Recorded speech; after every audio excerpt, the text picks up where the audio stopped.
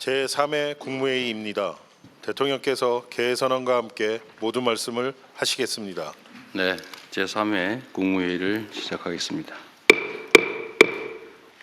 많은 국민들께서 기대하시는 것처럼 경제 상황이 조금씩 개선되고 있습니다. 코스피, 코스닥을 포함해서 자본시장도 또 주식시장도 정상화의 길을 제대로 가고 있는 것 같습니다.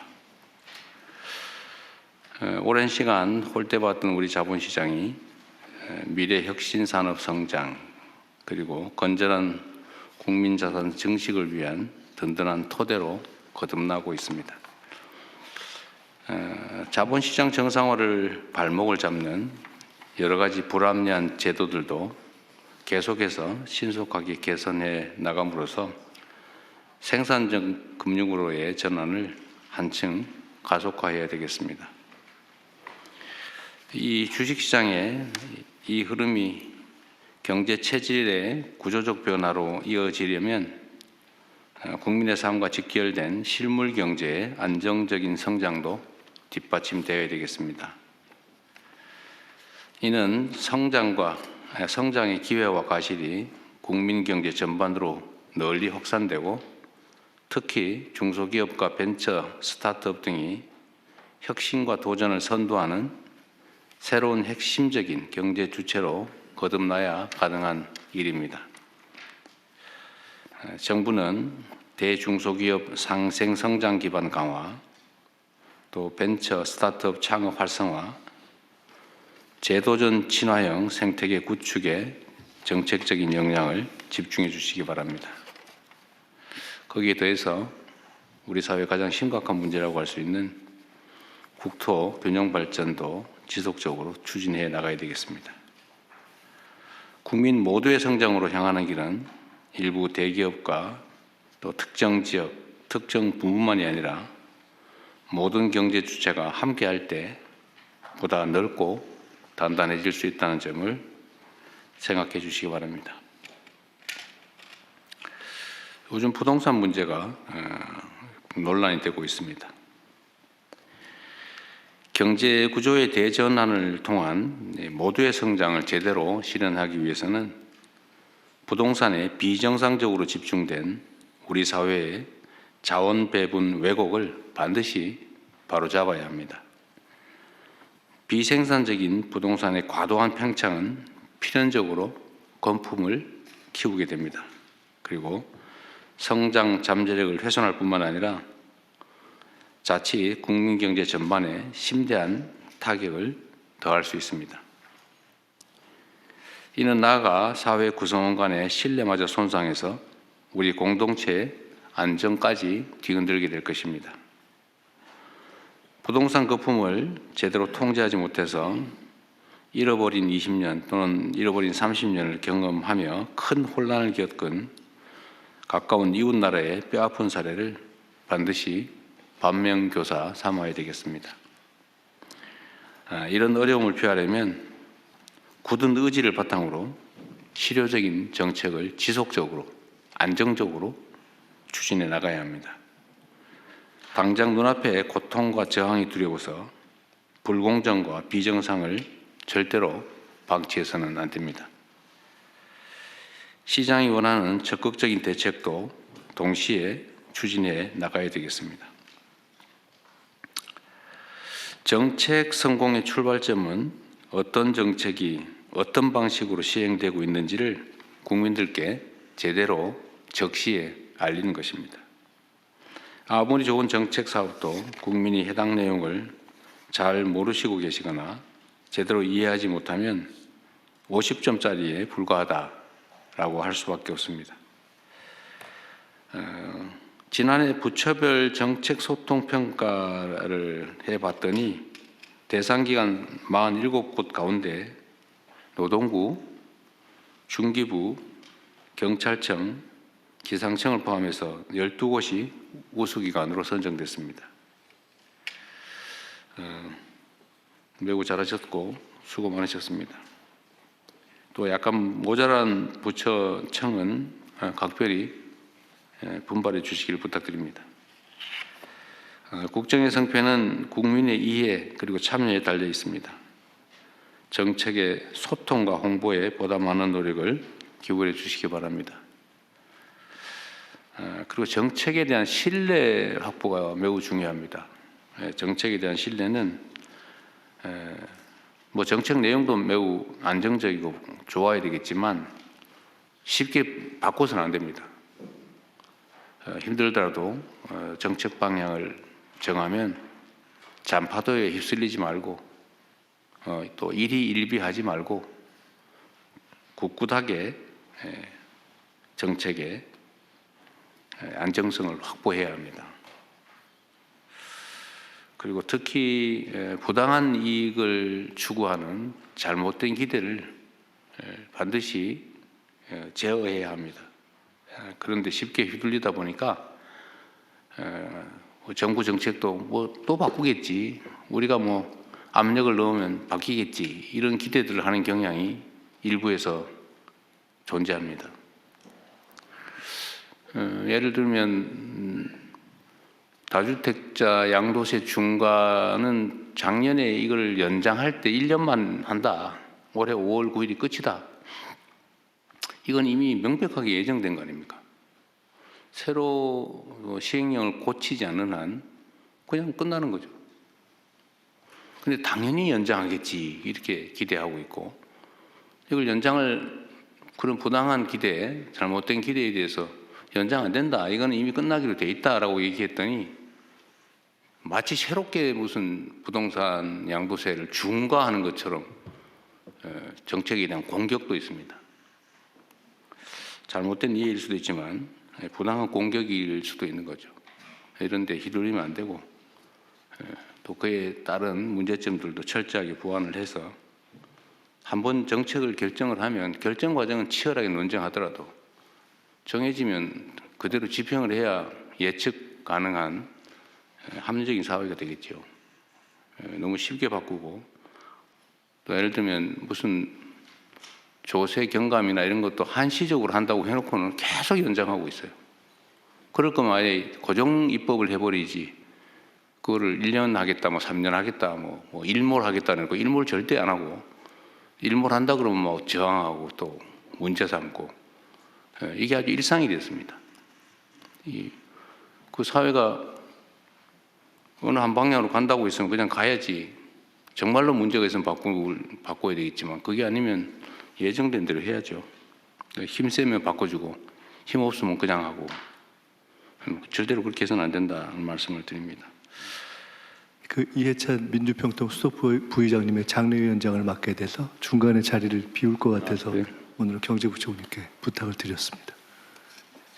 네, 총리님이 뭐 방미 선고하고 하실 말씀 있으시다 그래가지고. 됐습니까? 네, 알겠습니다.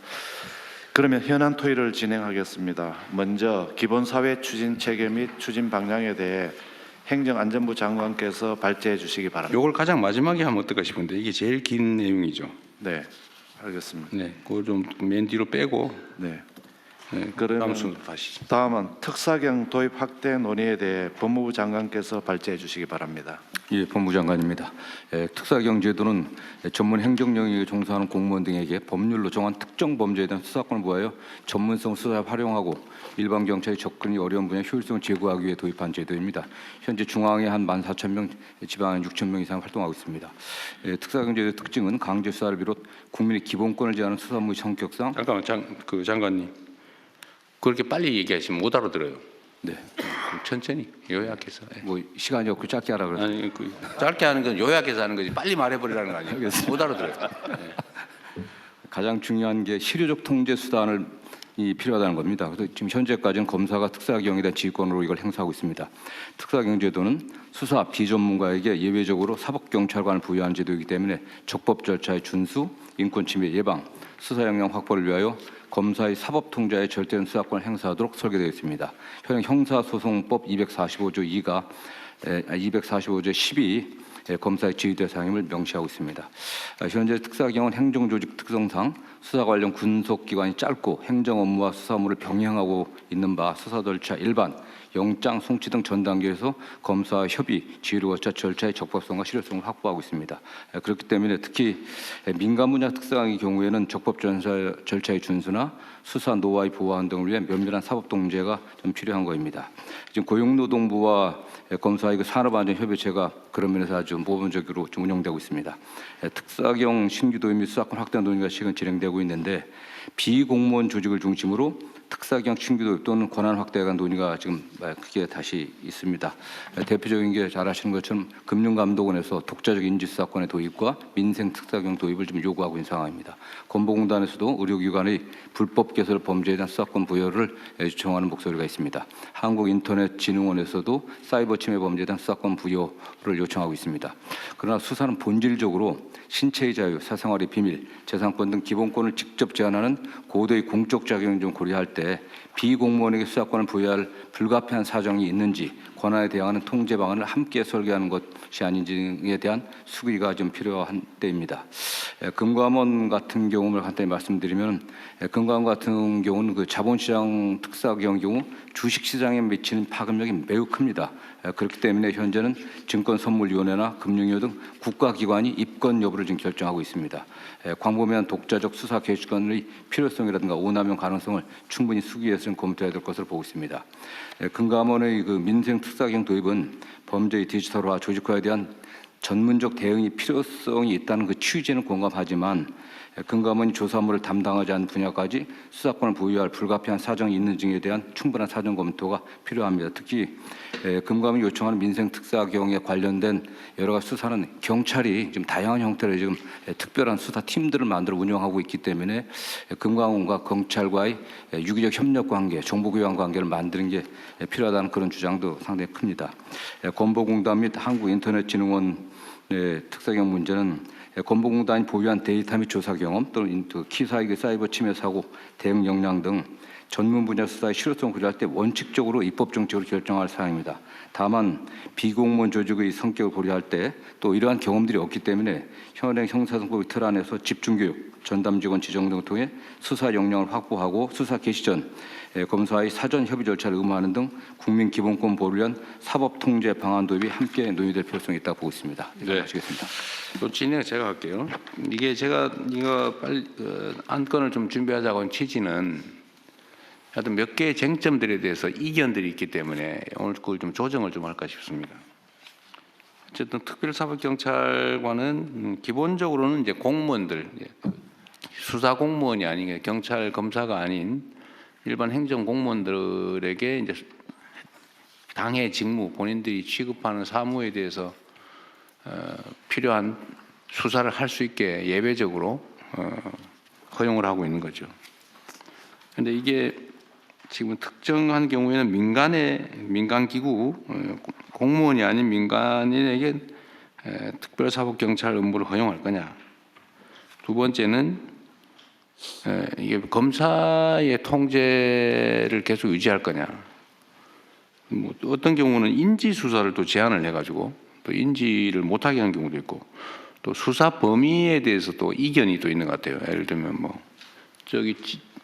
저 어디지 지적재산권 담당하는 지식재산처 거기는 뭐 예를 들면 기술 유출 분야에 대한 수사를 못하게 돼 있나 봐요.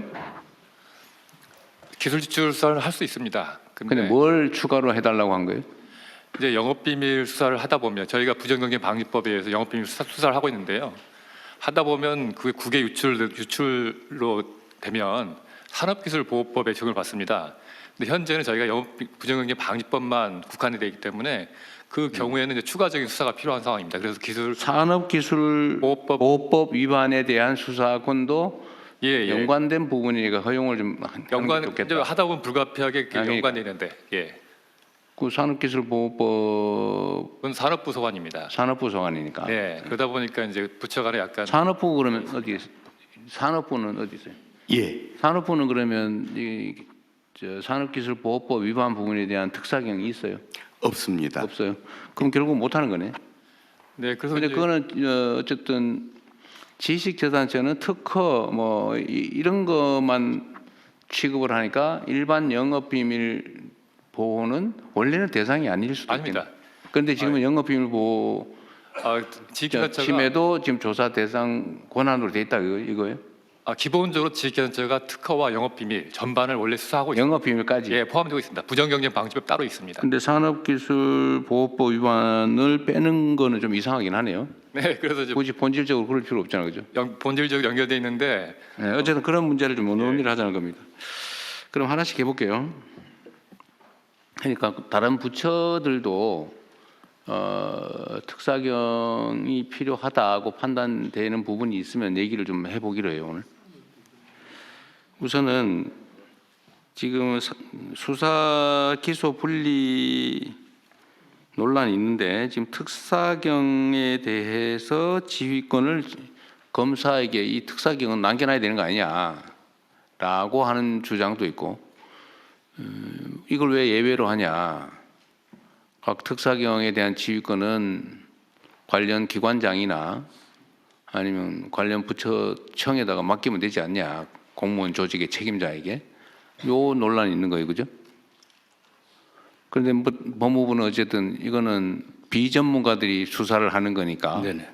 검찰의 통제를 받아야 된다고 하는데 저는 좀 생각이 죄송하긴 한데 수사 경찰관, 경찰도 어차피 그런 식의 시각이면 비전문가이긴 마찬가지인데 예를 들면 일반 모든 형사법 위반에 대해서 수사를 하는 경찰이 수사를 맡은 경찰일 뿐이지 그 수사 전문가라고 할 수는 없잖아, 그죠? 네네. 뭐 교통경찰 하다가 수사도 하고 막 그러니까. 그런데 예를 들면 지금 다른 부처의 예를 들면 지식재산처도 그렇고 뭐 여러 군데 있는데 환경 관련된 지방 정부들도 있고 그 사람들도 어차피 권한이 부여되면 그 부분을 어쨌든 숙지를 해가지고 교육을 받든지 숙지를 해서 수사를 하게 되면 경찰과 다를 바가 없잖아요. 근데 왜 구조적으로 그건 검사의 지휘를 받아야 되는 거죠? 그러니까 그 행정기관의 행정작용하고 수사는 사법작용입니다.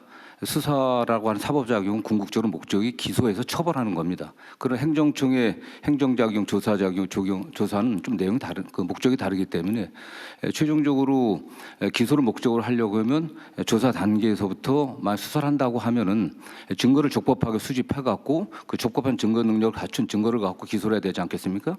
그렇기 때문에 최초 단계부터 법률 전문가의 어떤 지휘를 받지 않게 되면 또는 조언을 받지 않게 되면은 증거 수집 단계부터 문제가 되고요. 또 법률 구성에서 굉장히 어려운 점들이 많습니다. 대개 뭐 자본시장 범죄라든가 또는 뭐 중대재해처벌법 같은 경우로 법률적 구성이 굉장히 어려운 것들이 많기 때문에 그거는 뭐 해당 그 사경에서도 요청하고 있는 게 현실입니다. 그러니까 일반 사법 경찰하고 검사의 관계에서도 똑같은 문제가 발생하는데 검사라고 해서 뭐 자본시장 전문가는 아닌 거고 네네. 그걸 전문적으로 연구를 하면 이제 전문가가 되는 건데 그 사법 경찰을 하고 검사 관계하고 예를 들면 지식재산처의 영업비밀이나 특허 뭐 이런 거를 조사하는 특별사법경찰하고 검사하고 관계가 왜 다르죠? 일반 사법경찰관들은 기본적으로 수사를 하고 있는 게 일상적으로 수사를 하고 있는 거 아니겠어요? 여기도 마찬가지잖아요. 일상적으로 그 해당되는 부분을 그런 대개는 그게 다른 행정적인 업무와 같이 병행되고 있습니다. 그 과정에서 어떤 범죄의 단서를 잡는 거죠. 아니 저기 그것만 전담하고 전담하는 많지 않습니다. 특별사법경찰이 지정이 되면 그거만 해요. 네, 전담하고 있습니다. 네. 네, 수사만 전담하고 원래 전담해요. 지방정부도 마찬가지. 환경 담당 특별사법경찰 그러면 그거만 해요. 근데 수사관들이요, 경찰이나 검찰의 수사관들은 계속 수사만 하지만 특별사법경찰관들이 그 직위에서 왔다 갔다 진급하고 올라가는 게 아니고요, 일정 기간 근무하다가 딴 데로 갑니다. 대개는요. 뭐 그러긴 한데 경찰도 굳이 따지면 교통경찰하다가 경비경찰하다가 정보경찰하다가 왔다 갔다 해요. 물론 잘 안 하죠. 전문성을 보장해 주려고. 근데 그건 논리적인 얘기는 아닌데 현실이 그렇다는 것 뿐이죠. 근데 근속 연한이 짧다는 것은 굉장히 그 수사 능력의 제한을 정도 주는 그런 차이가 있다. 네. 어쨌든 이거는 지금 검경 수사권 분리와 관계에 대해서 꽤 복잡한 논쟁거리여서 네. 그냥 이 정도 하고 요 수사 특사경에 대한 지휘 권한을 검찰에 줄 건지. 검찰은 통제는 하니까 뭐 영장 청구하면 영장에 대해서 만약에 인지 수사에 대해서 통제가 필요하면 뭐 보고 정도는 할 수 있겠죠. 근데 예를 들면 금감원 같은 경우는 인지 수사를 못하게 해놨다면서요. 그건 더 문제죠. 금감원은 금융위? 네, 의원입니다. 금융위에서 이 상황을 파악했는지 모르겠는데 뭐 금감원하고 관계가 조금 뭐 미묘하긴 합니다만 네. 어쨌든 거기 감독기관, 네, 맞습니다. 감독기관인가 상위기관인가? 네, 지도 감독 상위 기관입니다. 감독기관인 거죠? 네, 네, 맞습니다. 네. 그런데 지금 금감원의 고유 사무에 관해서 형사처벌법 조항 위반이면 수사를 하죠. 지정된 특별사법경찰관이 있죠. 네, 있습니다. 있는데 네. 인지를 못하게 해놨다고 그러더라고요. 네. 그런데 그럼 인지를 못하게 하면은 어떻게 합니까? 그럼 검찰에 보고해가지고 검찰이 인지해라 그러면 하는 거예요? 아니면 검찰이 지금, 인지하면 예, 지금도 인지를 하면 조사가 들어갑니다. 그래서 그 조사를 한 뭐 후에 어디 인지를 못하게 돼 있다던데 승인을 받아라 그랬던가? 네, 이거 약간 다른 차원. 인진을 해서 조사를 하는데 그걸 이제 증선위에 올려서 거기서 검찰로 보내면 그 검찰에서 다시 지휘를 받아서 내려오는 그 인지의 승인을 받아야 된다. 그럼 네네 그런 절차 흐름이고요. 아예 그건 말고 그냥 인지를 해갖고 조사해서 바로 수사로 갈 수 있게 거치지 근데 않고 왜 인지를 못하게 했어요? 그거는 이제 아까 말씀하신 대로 금감원은 이제 민간인 조직이니까 15년 8월에 이 제도가 도입되면서 국회에서 논의를 하면서 여러 가지 우려가 있었습니다.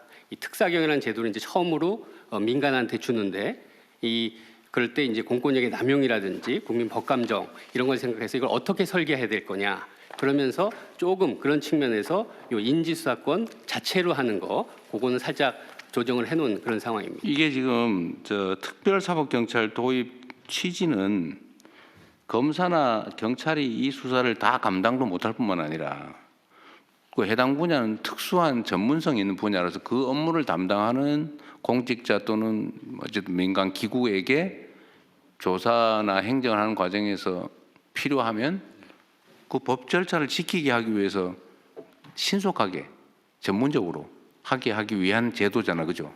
예, 그렇습니다. 네.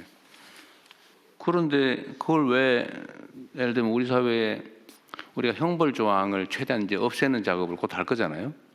그 부당한 형벌 조항을 최대한 없애고 정말로 형사처벌을 가해야 될 주요한 조항들을 위반한 범죄 행위가 있다면, 범법 행위가 있다면 그거는 공무원뿐만 아니라 일반 시민들도 사실은 현행범 체포할 수 있는 거잖아요, 이론적으로. 그죠? 예, 현행범 체포할 수 있습니다. 현행범이라면. 네. 근데 그 업무를 담당하고 있는 행정기관 공무원 또는 그 승인받은 금감원 같은 전문적 단체, 공무를 위임받은 단체니까 사실은 공무기관이죠. 그런 데서 법이 위반된 거를 조사를 해서 불법을 교정하는 거를 굳이 검사만이 승인할 수 있다. 그거 이상하지 않습니까? 뭐 잘못된 거는 고쳐야 되는 거 아니에요?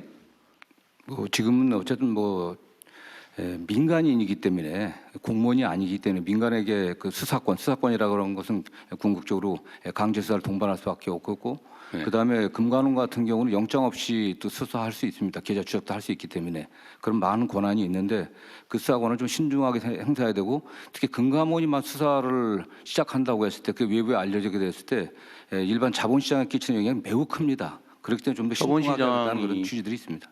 막 금감원이 그 권한을 남용하거나 아니면 웬만하면 덮어서 넘어갈 일을 마구 들쑤셔가지고 범법 행위를 찾아낸다.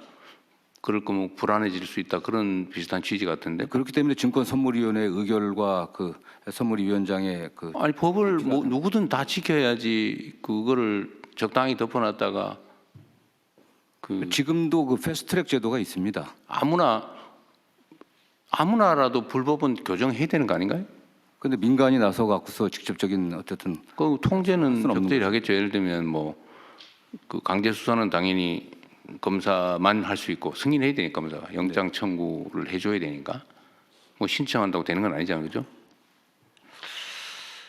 강제 수사의 강제력 행사에 대해서는 어차피 이제 통제 시스템이 계속 유지될 거고 그래서 건강보험공단 어디 계세요?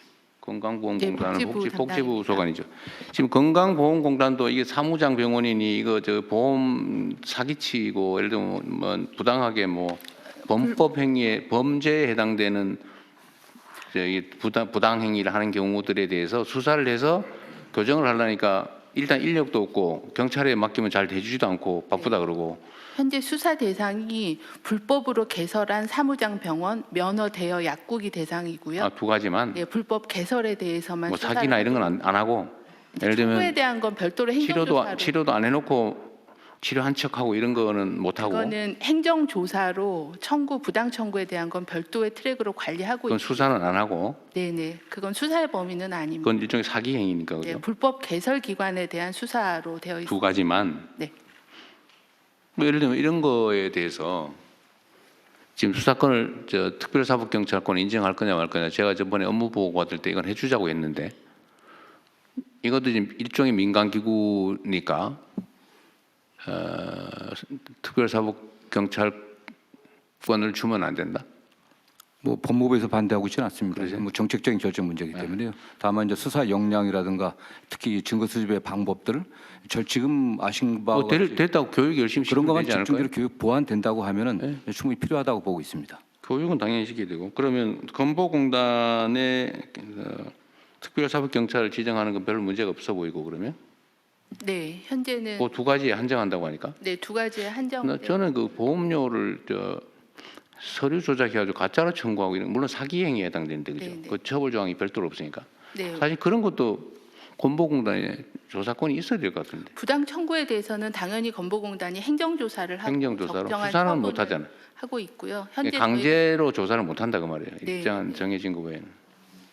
어쨌든 그건 좀 나중에 하더라도 일단 급한 게 그 두 가지 정도다. 네, 그렇습니다. 그 불법 개설 기관들이 굉장히 부당 청구를 많이 해서 국민들 건강에도 악영향을 그렇죠. 미치고 또 부당 청구한 부분들도 보험 재정을 갉아먹잖아요. 징수를 해야 되기 때문에요. 예, 그런 면에서는 필요하다. 그럼 건보공단에 인정해 주는 거는 그러면 저번에 지시한 내용도 있고 하니까 하고 인터넷 진흥원 이거 지금 인터넷 진흥원 소관이 어디예요? 네, 곽기정 동무입니다.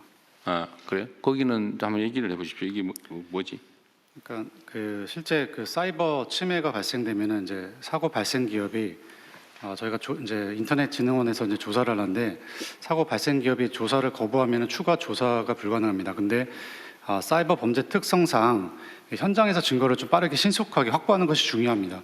그런 부분에 있어서 저희가 그 특사경 통해서 네. 이런 어떤 그 데이터 같은 것들을 좀 저희가 좀 요청했을 때 즉각 대응할 수 있도록 하는. 좌우지간 공무원 정식 공무원이 아닌 어떤 기구의 특별사법경찰관 인정하는 문제 논쟁은 세 군데네요. 금감원, 네, 그렇습니다. 그다음에 키사, 그다음에 건강보험공단. 건보공단.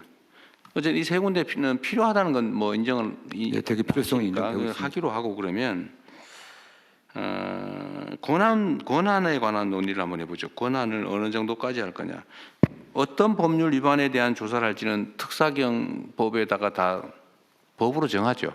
네, 그렇습니다. 정해 있으니 그건 뭐 법대로 하면 될 테고 인지 수사권을 통제하느냐.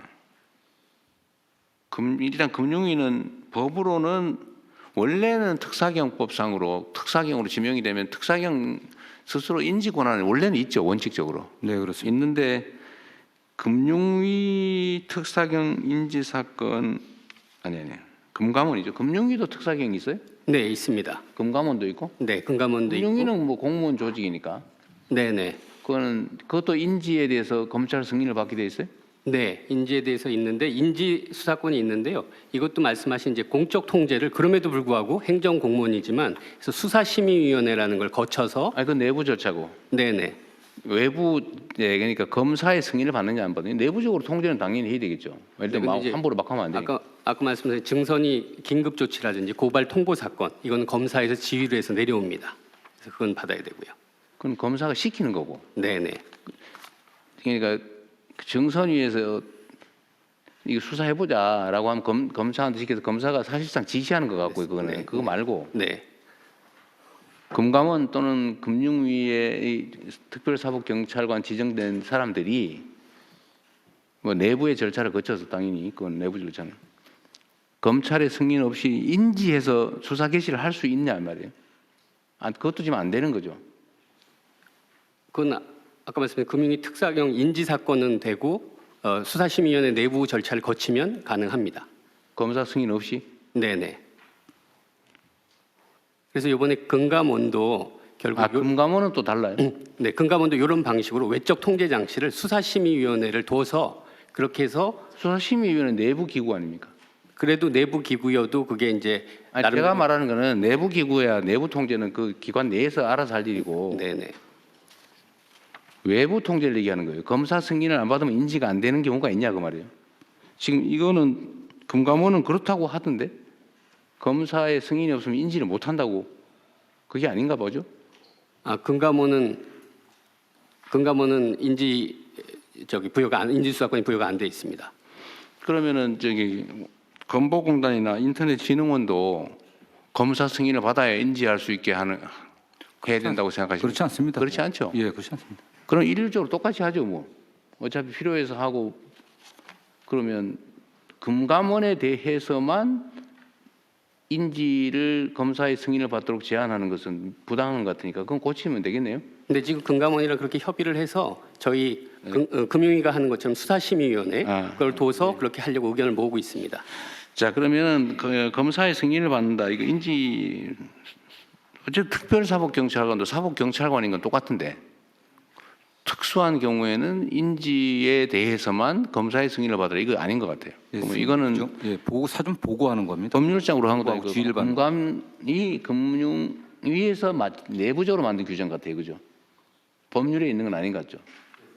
훈련. 네. 그럼 이건 고치도록 하시고요. 그럼 뭐 똑같이 권한을 주면 되고.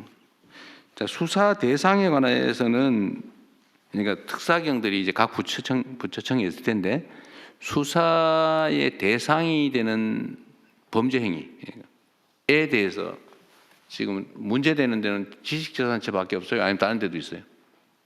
예, 대통령님 식약처장 왼쪽. 네, 한 군데 제가 저희도 있습니다. 뭐예요? 식약처 같은 경우에는 민간에서 지금 요즘 문제가 되는 불법 의료용 마약류 유통 사용 관련해서 식약처가 수사를 하고 싶은데 그 부분에 대한 수사권이 없습니다. 지금. 마약 수사를? 네, 예, 의료용 마약류 지금 민간에서 불법으로 유통하고 사용하는 그런 부분이 있는데. 그게 예를 들면 그런 거죠. 어떤 행위가 일반 형법 위반이면 그건 사법경찰관과 검사가 하는 게 맞고 해당되는 특별한 조항 위반인 경우에는 이제 할지 말지는 법에 정하는데 지금 말씀하시는 게 어디에 해당되는지는 잘 모르겠는데 그 일반 마약 사건에 준하는 거 아닌가요? 의료용 마약류 같은 경우 지금 프로포폴 같은 게 민간에서 이제 돌아다녀서 불법 어떤 걸 수사하고 싶으신데 정확하게? 그러니까 이런 프로포폴 같은 게 불법으로 유통돼서 이렇게 사용될 때 이런 부분이 어떤 경로로 이렇게 민간에 나오고 수사되는지 그런 것들에 대한 수사권을 좀 가졌으면. 그런 건 뭔 위반이에요? 그런 게 이제 마약류 관리법에서. 그러니까 마약류 관리법 위반이면 그거는 거기서 할 일은 아닌 것 같은데. 그래도 특사경에서 특별행정법규 위반에 대해서 수사를 하자는 거잖아요, 원래. 네네. 네. 그런데 특별행정법규 위반은 아닌 것 같은데. 마약류 단속법 위반인가 관리법 위반인 것 같은데. 네, 그래도 이제 저희가 수사 권한이 있으면 그렇게 하면 끝이 없이 늘어나서 이건 경계가 불명해질 것 같고 그건 따로 한번 논의를 구체적으로 한번 해보시죠. 네, 알겠습니다.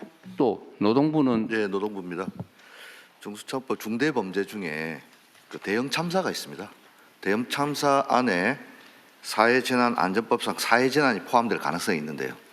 우리 지금 그거는 노동부 근로감독관은 노동관계 법률 위반에 대한 수사권을 갖는 거잖아요. 네네. 근데 중대재해법 위반은 그게 노동관계 법률을 위반하면 조사를 하는데 네. 그냥 일반적인 처벌 조항 위반이다. 그 부분은 행안부의 재난안전관리본부가 있는데요. 거기에 재난 및 안전 기본법에 따라서 특사경이 있습니다. 그거는 따로 한번 얘기하죠. 여기서는 그 준비도 안 돼 있는 것 같고 네. 그 업무 범위 수사 권한 대상 범위는 사실 법무부하고 저 관련 부처에서 그냥 필요한 거 다 모아가지고 제안 받아서 검토를 한번 해보죠. 네. 근데 지금 제일 중요한 게요. 사실은 그 금감원에서 지금 민생범죄에 대한 특사경을 도입한다는 건데 그 범위가 너무 광범위합니다. 아니 이거 무슨 법이면 무슨 법이면 특정해야죠 당연히. 예, 그게 지금 뭐 나온 게 자본시장법만 지금 대상이었는데 네. 대부업법, 채권추진법, 통신사기 피해 환급법, 보험사기 방지법, 뭐 특정금융정보법, 디지털자산 뭐 여러 가지를 다 하긴다고 하기 때문에 이게 다 경찰의 지금 수사하고 너무 중복이 되고 있기 때문에 오히려 경찰에서 보이스피싱 뭐 합동수사본부라든가 뭐 불법사금융 대책 다 있는데 오히려 이렇게 양 수사기관을 둘이 이렇게 병립시켜 가는 게 예산 낭비 측면도 있고 사실 여러 가지 부작용이 나올 가능성이 높습니다. 모든 특사경 사무는 경찰 사무와 중복되죠. 네네. 중복이 근거가 될 수는 없을 것 같고 네. 거기에다가 독자적으로 수사권을 추가로 인정해 줄 거냐, 대상 범죄를 어디까지 할 거냐는 좀 더 자세히 검토를 해봐야 되겠네요. 권한을 이렇게 넓힌 상태에서 검사의 지휘 없이 지금 검사의 지휘를 받아 수사를 개시하는데 만약 이렇게 넓혀갖고서 검사 지휘 없이 다 일방적으로 인지해갖고 한다고 하는 것 권한이 너무 커질까봐. 예, 그러니까 위험성이 굉장히 큽니다. 예, 금융위 말씀드리겠습니다. 이제 민생침해 범죄 중에서도 말씀하신 대로 본업과의 관련성, 전문성, 수사를 보완할 필요성이 있는지, 국민 그거는 이렇게 편익인지. 하십시오. 지금 여기서 논쟁할 수는 없을 것 같고 어차피 특사경법에 정하면 무슨 법위반 특정하잖아요, 다. 그거를 정할 맞습니다. 때 예, 맞습니다. 논의를 하고 논의해서 잘 안 되면 국무회의에다 가져오십시오. 네, 그래서 저희들은 그 중에서 불법 사금융이 그런 측면에서는 가장 연관성이 있지 않을까 그렇게 생각하고 있습니다. 그러니까 저도 그 예를 들면 불법 사채, 대부업법 위반 뭐 이거는 당연히 이거 경찰이 할 리도 없고 검사가 할 리도 없고. 아니, 당연히 경찰에 수사 의뢰를 하는데 실제로 그 일이 많아서 못해요. 예. 그리고 저희들이 신고를 받기 때문에 그런 건 직접적인 관련성이 좀 있는 그건 걸로. 이미 하고 있는 것 같은데 제가 경기도 있을 때 우리 그 불법 대부업자들 특사경단 만들어가 잡으러 다니는데. 예, 근데 대부업법 특사경은 지자체한테만 범이랑 그 누군지가 하는데 그렇게 설정돼 있습니다. 그거를 금감원도 하고 지방 정부도 하고 뭐 특별히 나쁠 것 같지 않은데 나쁜 짓 한 사람 잡는 건데. 뭐. 근데 금융감독원의 원래 설립 목적이 금융시장의 공정성과 안정성, 신뢰성 확보인데 그 목적 범위를 너무 벗어나 갖고 할 가능성이 많이 있기 네, 그거는 저 목록을 좀 따져보고요. 네네. 그거는 논쟁을 해서 나중에 뭐 저한테 보고를 해주시는지 아니면 협의해서 처리해보고 안 되면 네, 법무부에 가지고 협의하도록 오십시오. 하겠습니다. 네. 대통령님, 저 개보위 잠깐 말씀드려도 네, 될까요? 네. 저희 개보위는 그 특사경 도입을 안 하겠다는 취지로 말씀을 드립니다. 이유는 이제 개보위 같은 경우 특사경 필요 없다. 네. 네, 왜냐하면 그러면 이제 안 해도 됩니다. 네, 됐습니다. 기사와 네. 관련해서 이제 아까 얘기가 나왔었기 네, 때문에 거기서 하면 될 테니까요. 안 한다는 얘기는 안 하셔도 될 것 같아요. 시간이 너무. 그 이유를 좀 말씀드리고 싶어요. 이유 얘기 안 해도 됩니다. 자, 다음 더 추가로 할 게 있으면 하시고요. 그다음에 이런 논쟁과 관련해서 제가 국무회의에 부탁을 좀 드리면 좀 각 부처끼리 미리 좀 논쟁되는 것들은 좀 터놓고 정리를 좀 하세요. 이게 지금 사실 각 부처들이 서로 의견 다르면서 좀 속으로는 불만이 있는데도 말 안 하고 넘어가고 그러지 마세요. 우리 국무회의 길게 하는 이유가 그런 거거든요. 자유롭게 우리 이거 하고 싶은데 저 딴 부처가 반대하니까 안 된다. 그럼 이렇게 하자라고 얘기를 하세요. 그럼 넘어가지 말고. 대통령님, 하십시오. 네. 네, 그 문체부에서 저작권법 관련된 범죄에 대해서 특사경 운영하고 있는데요. 네. 요 조금 지금까지 나온 얘기랑 좀 다른 케이스인 것 같아서요. 저희는 문체부 직원 28명이 이제 그 네. 특사경이 돼서 이제 수사를 하고 있는데 일반 공무원이다 보니까 두 가지 문제가 있습니다.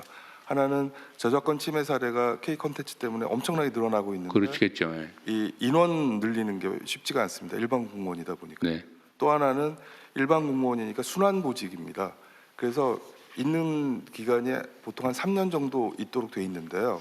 사실은 교육시키고 뭐 그거는 각 부처에서 인사 운영 지침을 만들든지 해가지고 네네. 그 사람들은 계속 전문성을 가지고 그 일을 하게 만들어야죠. 전문성을 갖도록 하는 규정도 있는데 그건 4년 동안 이렇게 돼 있고 이게 공무원 인사 관련된 법 규정에 따라서 이제 운영이 되고 있습니다. 그래서 부분도 좀 보완이 필요한 것 같습니다. 네, 필요하면 그게 실제로 이제 아까 그 법무장관 말씀하신 것처럼 뭐 해서 일할 만하면 딴 데 가버리고. 네, 지금 그런 상태. 이렇게 하면 안 되고 차라리 좀 규모가 있는 데는 그 직렬을 만들든지 아니면 인사를 할 때 그것만 할 사람, 오래 할 사람들 뽑든지 해가지고 거기서 막 돌리지 말아야죠. 거기서 승진할 수 있게 해주고. 네네. 그거는 각 인사 운영 방식에 관한 거니까 인사 혁신처에서도 좀 협조를 좀 해주시든지 하고 각 부처청에서도 그걸 독자적인 조직으로 좀 하세요. 그래야 전문성이 생기지. 네. 그보다 필요한 인력이 숫자가 있으면 이거 자꾸만 우리 사회는 불법이 너무 많아요. 그리고 이 규칙 어기고 돈 벌고 이익 보고 이게 너무 횡행해가지고 그 착한 사람 손해 보는 사회인데 이렇게 되면 안 되거든요. 그래서 저는 우리가 법률을 정했으면 그 어기는 것은 좀 비용이 들고 시간이 들고 인력이 좀 추가 필요하더라도 전 대대적으로 단속해야 된다고 생각합니다. 그러니까 그 지금 특사경 숫자를 많이 늘리고 있잖아요. 금감원도 늘리고 뭐 지식자들은 그것도 좀 필요하면 다른 인력들을 좀 추가하든지 영 안 되면 인력을 좀 늘리죠 뭐. 네, 알겠습니다. 행안부 인사혁신처랑 협의하겠습니다. 네, 그리고 그거를 필요하면요 영구적으로 늘린 것도 문제거든요. 예를 들어 한시적으로 진짜 한 5년만 하든지 그럼 그때가 재평가하고 좀 우리 사회 법률 어기면 반드시 걸려서 응징을 당하는구나.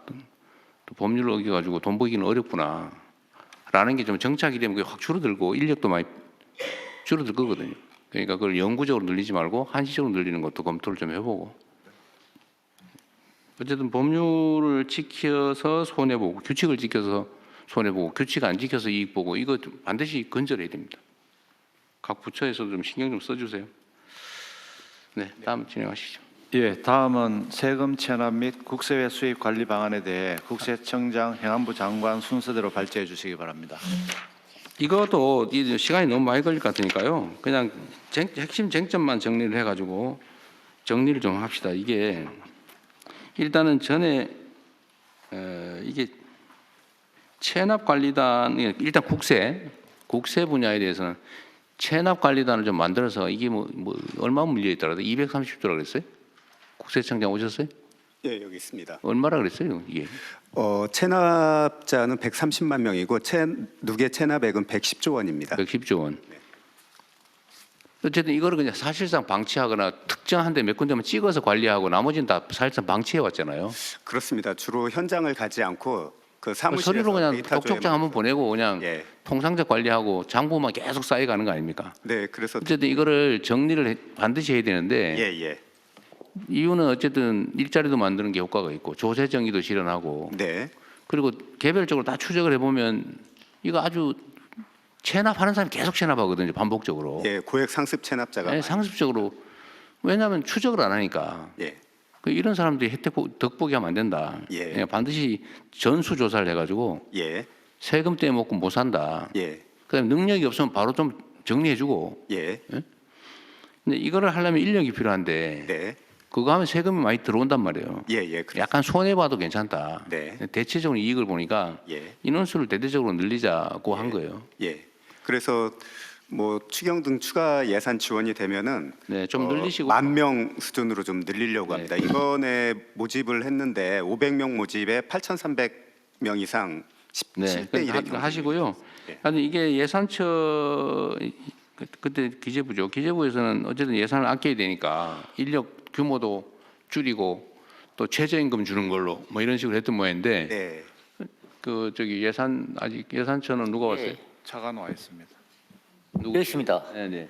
예산처는 자주한 정부가 이렇게 악착같이 임금 적게 주고 착취하고 그럴 필요 없어요. 그러면 안 되죠. 우리가 언제나 얘기하자면 우리가 모범적 사용자가 돼야 된다.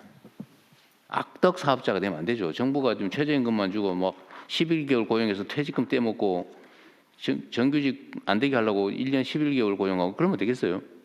하여튼 우리는 모범적 사용자가 된다고 생각하시고 두 번째로는 적정 임금을 지급하도록 하시고요. 노동에 대한 대가를 적정하게 줘야지. 정부가 막 최저임금 주고 그러면 되겠습니까? 여기는 최대한 협조를 해주도록 하시고요. 예, 말씀드린 두 가지 사항에 대해서 인력하고 적정임금 문제인데요. 인력은 법령이 허용하는 범위 내에서 최대한 실질적으로 효과가 있는 사업이니까요. 이를 확충하도록 하고 그리고 적정임금하고 관련해서는 지금 사실 관계부처가 지금 TF를 만들어서 사회수업실하고 얘기가 진행 중입니다. 그러세요. 17년 예산할 때는 근본적인 개편 방안을 만들어서 반영하도록 하겠습니다. 네, 그렇게 하시고 이거 손해 볼 일이 아니기 때문에 두 번째로는 일단 국가 분야에 대해서 그리고 나머지 이제 실질적으로 체납 징수를 어떻게 할 건지는 자 지금 브레인스토밍을 하든지 각 지방자치단체나 외국 사례나 전부 뒤져가지고 예.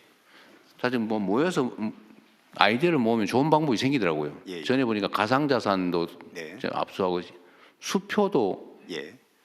은행에서 수표를 잔뜩 찾아가고 집에 보관하고 있는 거 찾아내기도 하더라고요. 예. 어쨌든 할 수 있는 최대한 방법을 찾아내고 저번에 보니까 해외 출국 금지 조치할 수 있게 되는데 일정한 경우 예, 그렇습니다. 그거 했더니 수십억 강력한, 냈다면서요. 예, 규제 수단입니다. 근데 그거 왜 안 하냐고 이때까지 철저하게 앞으로 철저하게 하고 있습니다. 하도록 하고요.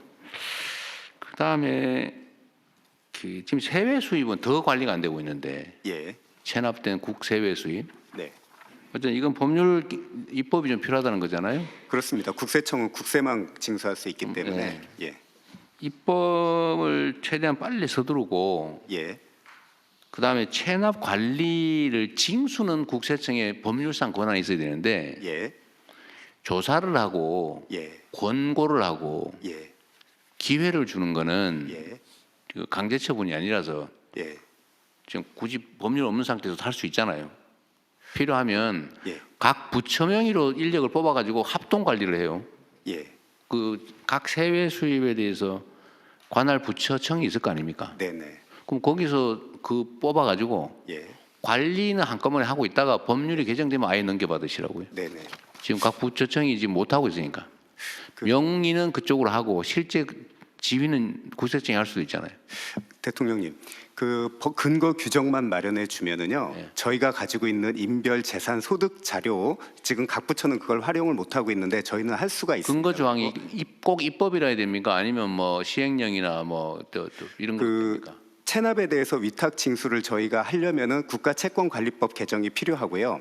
그다음에 아까 말했듯이 압류라든지 추심을 할 수 있는 강제, 지금 국세에 이용되고 있는 강제 징수 절차를 활용을 하려면 통합징수법이 필요합니다. 사실 이것만 있으면은 저희가 노하우가 있기 때문에 기존 부처에 그 경력자가 필요 없고 신규 직원만으로도 그러니까 저희가 그건 할 수 충분히 이해하겠어요. 예.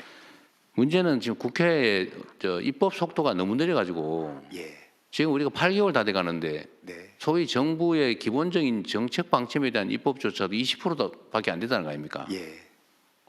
지금 국회가 너무 느려서 네. 지금 일을 할 수가 없는 상태잖아요. 예. 그렇다 그 계속 기다릴 수는 없으니까 그건 최대한 빨리 추진하고 예. 그 전이라도 예. 각 부처 명의로 뽑아서 각 부처에서 파견을 하든지 합동 관리를 해주면 되지 않냐 그 말이에요. 좀 귀찮겠지만. 그거보다는 국가채권관리법을 개정을 해서 참 저희가 말을 더 무슨 빠를 것 같습니다. 그거 될 때까지 예. 그 사이에 지금 얘기하잖아요. 예. 논의를 입법은 최대한 빨리 하고 예. 국회가 지금 너무 느려서 저 어느 세월이 될지 모른단 말이에요. 그때까지 기다리실 거냐 그 말이지 내 말은. 2월 중에 추진을 지금 저희가 하려고 하는데 하여튼 만약에 그게 느려지면은 대통령님 말씀대로 각 부처 TF 만들어서 하는 방안도 같이 논의를 하겠습니다. 그냥 지금부터 시작하시라고요. 그 2월 달에 된다는 보장이 없잖아요. 지금 국회에 계류된 법률이 수백 개가 있는데 예. 지금 저런 속도로 해가지고 어느 세월이 될지 모릅니다. 예. 상황이 그러니까 비상조치를 좀 하자 그 말이죠. 그때까지 미루지 말고. 예. 제가 맨날 얘기하지만 이게 행정은 속도가 중요한데 예. 그 기다리면 안 돼요. 네. 지금부터 각 부처청에서 그 세외 수입 많죠. 각 다 있을 거예요 아마. 그거는 필요하면 업무 위임을 강제 처분만 아니면 업무 위임을 할 수도 있을 건데. 그것도 검토해 보시고요. 그 예. 법무부에 좀 도와주시든지 법제처나. 네, 해서 국가기관끼리는 아마 업무 위탁, 위임 이런 게 가능할 수가 있어요. 안 되면 각 부처 이름으로 뽑아서 그 이름으로 관리하면 되는데 그 총 지휘를 국세청이 하라 그 말이죠. 그 전까지는 입법하기 전까지는. 예. 네. 입법은 입법대로 하고 그거 되면 국세청으로 다 넘겨받고. 예. 네. 어쨌든 네. 행안부는 뭐 특별히 하실 얘기 있나요? 아, 네. 참, 맞아. 지방 네. 지방 정부들. 예, 지방 안 하고 정부가 있는 그 성남하고 경기도에서 대통령님이 하신 게 자연스럽게 퍼져나가 가지고요. 네. 전국에 한 230 아닙니다. 그 200여 곳, 237곳 정도가 하고 있습니다. 운영을 하고 있습니다. 그래서 이걸 전국화하는 방안을 마련했습니다. 네. 그래서 그 올해는 2,000명, 그리고 내년부터는 매년 6,000명 해서 4년간 2만 명의 기간제 근로자를 채용을 해서 지방세와 세외 수입 통합 체납 관리단을 전 지자체에 운영하도록 그렇게 해나가겠습니다. 근데 그 4년씩이나 미루면 그 4년 동안 확장되는 그 시간 동안 방치돼 있는 거잖아요. 4년 동안 미루겠다는 게 아니라 계속 해나간다. 예. 어쨌든 초기 인력도 초기에 좀 많이 늘려가지고. 초기에요. 네. 이게 인건비 통제 때문에 그런지 제가 그 얘기를 자주 합니다만 예를 들면 100억을 들여가지고 200명을 뽑아서 300명 뽑아서 100억을 들여서 이거 활동을 시키면요 한 200~300억 들어와요. 네. 근데 물론 이게 이제 인력이 늘릴수록 체감되겠죠. 예. 근데 예를 들면 속된 말로 똑같아졌다. 인건비와 추가 징수되는 게 똑같아져도 손해가 아니잖아요. 네. 인건비 대비 들어오는 금액이 더 적어졌다. 더 많이 늘려가지고 한 20~30% 손해봐도 손해가 아니에요. 그렇죠. 일자리가 일자리 만들어지니까요. 네. 그래서 과감하게 하라고 지침을 좀 주세요. 지방 정부들이 왜 이렇게 인건비 많이 썼어 그럴까봐 무서워서 못 해요. 예, 그런 거는 이제 총액 인건비에서 좀 예외를 해주고. 예외로 해주고 적극적으로 하라고. 적극적으로 하라고. 그다음에 성과 경쟁도 좀 시키시고요. 예. 그건 좀 그럼 일자리도 사실 많이 생긴다고요. 예, 그렇습니다. 어쨌든 이건 좀 강력하게 좀 해주시기 바랍니다. 예, 알겠습니다. 예. 다음은 부처보고가 있겠습니다. 먼저 2026년 설 민생 안정 대책에 대해서 제가 보고를 드리겠습니다. 최근 민생 여건입니다. 금년도 소비자 물가는 대체적으로 2.1% 안정적으로 예상이 됩니다만 생활 물가의 어려움이 예상이 되고 있습니다. 그래서 적극 대응하도록 하겠습니다. 특히 생활 물가 중에서 먹거리 가격이 높아서 부담이 되기 때문에 이 부분은 중점 관리하도록 하겠습니다. 첫 번째 소비에 있어서는 소비 회복이 대통령께서 말씀하신 것처럼 이제 회복은 됩니다만 소상공인, 중소기업, 취약계층까지는 확산하는 데는 다소 어려움이 있기 때문에 이 부분을 중점을 두도록 하겠습니다. 두 번째 설 민생 안전 대책입니다. 첫 번째는 제삿날 성수품 물가 안정을 통해서 장바구니 걱정 없는 넉넉한 명절이 되도록 하겠습니다. 설 성수품에 대해서는 16대 성수품을 중심으로 물량 최대한 넉넉하게 공급하고 가격도 잘 관리를 하도록 하겠습니다. 특히 계란은 수입 신선란을 224만 개 설 전에 수입을 통해서 시장에 공급하도록 하겠습니다. 그 과정에서 우리 계란을 공급하는 협회에서 문제가 없도록 잘 협의도 추진하도록 하겠습니다. 그리고 할인 지원도 최대한 확대해서 고등어 등 성수품에 대해서는 최대 50%까지 할인되도록 하겠습니다. 다음 쪽입니다. 그리고 최근에 가격이 좀 오른 고등어, 바나나, 파인애플, 망고 등에 대해서는 할당 관세를 신규로 적용해서 가격을 안정적으로 관리하겠습니다. 온누리 상품권 환급 행사도 역대 최대 시장으로 확대하겠습니다. 거기 보면 농축수산물은 160개 시장에서 200개로, 수산물도 120개에서 200개 시장으로 확대 적용하겠습니다. 바가지 요금 건절을 위해서 민간 합동 현장 점검을 실시하고 분야별 바가지 요금을 대통령께서 지시하신 바와 같이 종합해서 건절 대책은 마련해서 관광 대책 발표 시 함께 발표하도록 하겠습니다. 그리고 설탕, 밀가루, 계란, 전 분당 등 담합이 있는 부분에 대해서는 공정위를 중심으로 담합 조사도 조속히 완료해서 물가 안정을 하도록 하겠습니다. 두 번째는 민생 부담이 경감되도록 하는 따뜻한 명절을 하기 위해서 자금 지원을 대폭 확대하겠습니다. 특히 소상공인, 중소기업에 대해서는 명절 자금 공급을 39조 3천억 신규 공급하도록 하고 대출 보정 같은 경우도 58조 규모로 늘리고 만기도 연장하도록 하겠습니다. 그리고 전통시장 상인들께서 성수품 구매할 수 있도록 50억 원을 지원하도록 하겠습니다. 설 전에 서민 취약계층 청년들에 대한 서민금융도 1조 1천억 공급하도록 하겠습니다.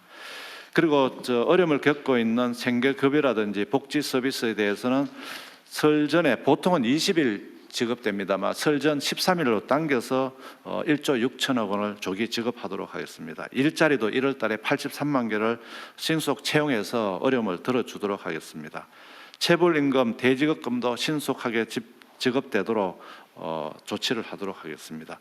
생활비 경감을 위해서 취약계층의 문화누리 카드를 설 전에 발급하고 그다음에 설 전에 그 영상 통화를 좀 할 수 있도록 할인 지원하는 부분, 그리고 에너지 바우처 같은 경우도 찾아가서 방문해서 에너지 바우처를 14만 7천 원 카드로 지원해서 어려움이 없도록 하겠습니다. 다음 쪽입니다.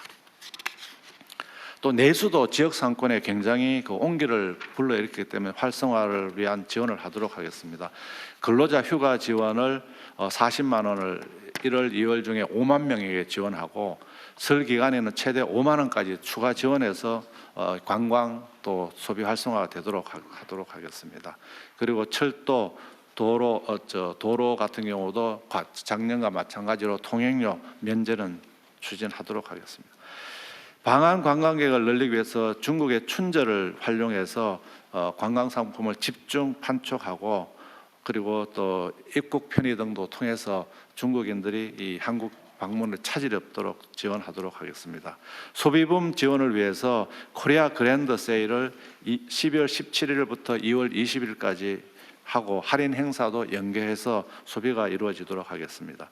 지역사랑 상품권도 1, 2월 중에는 4조 원 규모로 집중 발행하고 할인율도 인상하고 구매 한도도 확대해서 이 부분 지역 소비가 살아나도록 지원하도록 하겠습니다. 그리고 설 연휴 기간 동안에 24시간 빈틈없는 안전한 명절이 되도록 하겠습니다. 응급의료 조치, 그다음에 교통 안전 등을 24시간 상황 관리 체계를 강화하고 그리고 화재 등 특별 점검을 해서 안전 관리를 하도록 하겠습니다. 지금 부처별로 설 민생 안전 대책을 했는데 요약본을 보고드렸습니다만 굉장히 두꺼운 과제입니다. 그래서 부처별로도 개별 홍보를 하도록 하고 특히 디지털 매체를 활용한 SNS, 유튜브, 영상 쇼츠 등을 활용해서 하도록 하겠습니다. 또한 그 국민들께서 이번 대책을 찾아보실 수 있도록 AI를 통한 검색이 가능하도록 해서 어디선지 누구나 접촉을 해서 이 자료에 접촉할 수 있도록 하겠습니다. 이상 보고를 마치겠습니다. 네, 수고하셨습니다. 준비된 대로 잘해 주시고요. 그 할당 관세 있잖아요. 네네. 이 할당 관세라고 하는 게 특정 물가 대책을 위해서 관세 없이 수입할 권한을 특정 수입업자한테 주는 거죠. 네네. 그런데 이걸 줬더니 악용을 해가지고 자기 가족한테다가 다 팔아먹었다는 얘기도 있고. 네. 그 이거 다 어디 뉴스에 나온 얘기예요. 아니면은 싸게 사와가지고는 그냥 원래 가격대로 팔고 그런 경우가 있다고 그러던데. 네. 혹시 국세청은 이런 거 혹시 좀 알아보셨어요? 네.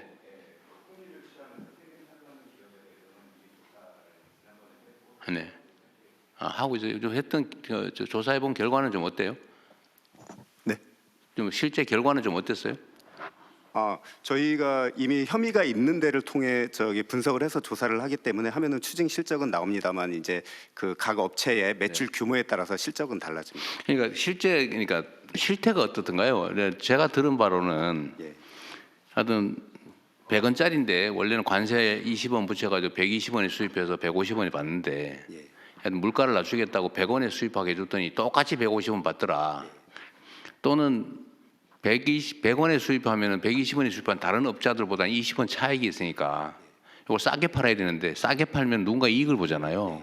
그걸 자기 아는 사람들한테만 그 물건을 싸게 수입한 거를 싸게 주고 그래서 그 사람만 혜택을 보고 그 사람은 다시 정상 일반 가격으로 팔아버리고 이 효과가 없더라. 이런 얘기를 들었는데 실제는 어땠어요? 저희가 조사 사례를 보면은 할당 관세를 해줬으면 그만큼 가격이 내려갔어야 되는데 그렇지 않은 경우들이었습니다. 저희가 조사했던 사례들은 거의 대부분 그러죠. 예.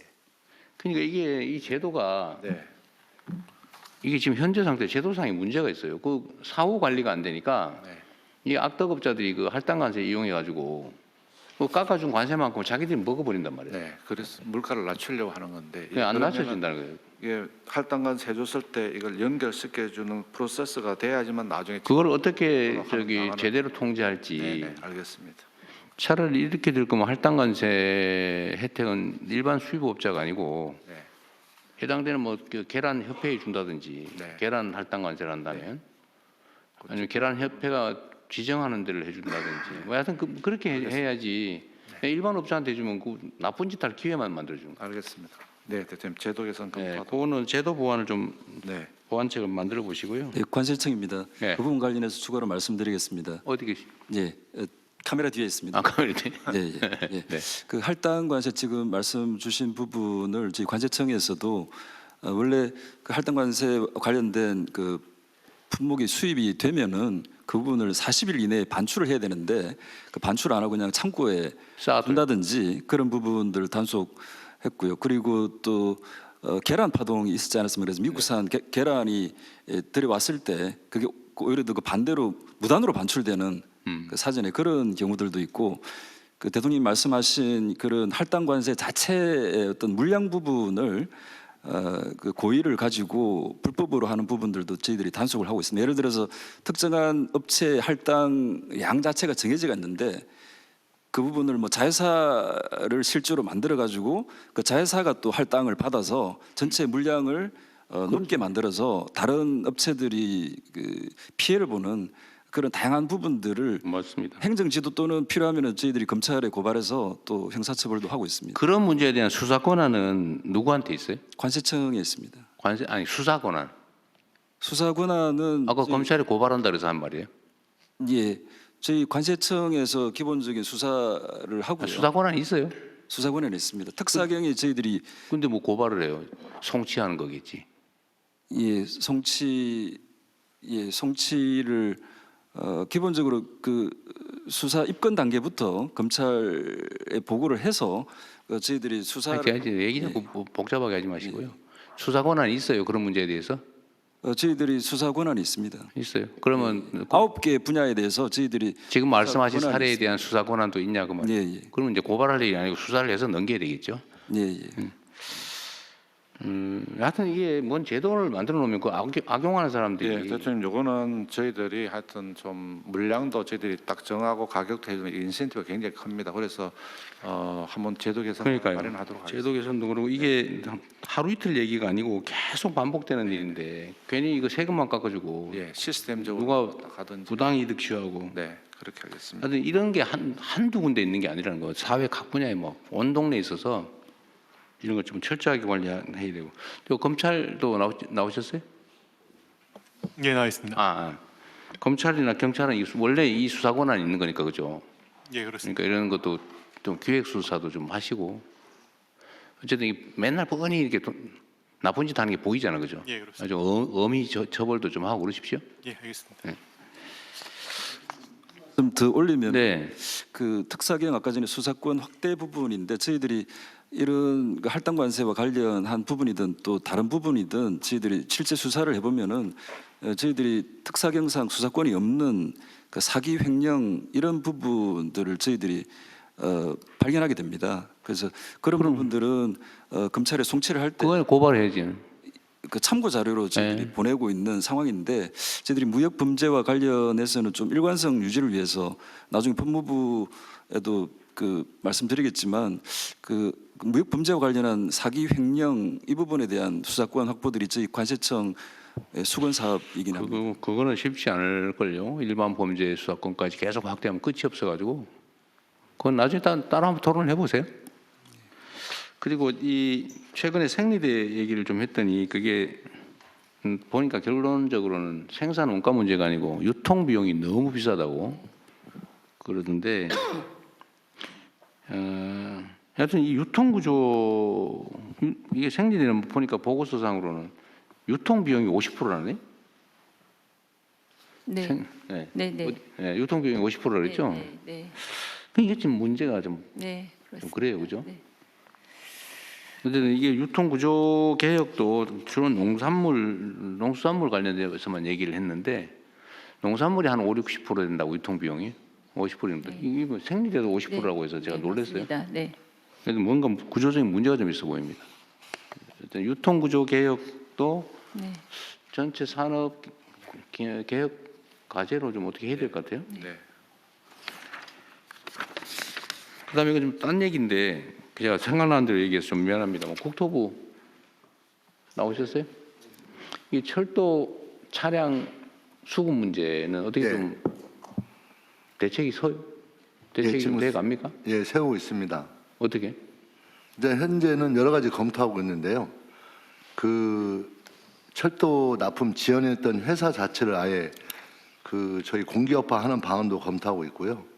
또 여러 가지 자금을 끌어들여서 실제 그 정상화할 수 있는 대책을 구체적으로 세우게 해서 안 될 경우에는 현재 3차 계약을 취소하고 새로운 그 계약 관계를 해서 그러니까 그건 뭐 당연한 건데 그게 현실적으로 제가 보기에는 거의 실질적 대책이 불가능한 상태가 돼서 하는 얘기예요.